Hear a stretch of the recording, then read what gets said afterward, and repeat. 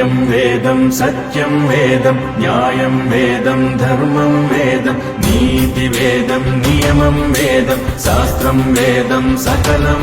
वेदम्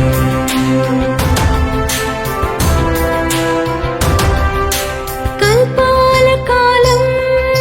గడచిపోయినా సాంకేతిక రంగం ఎంత ఎదిగినా నాగరికతలెన్నో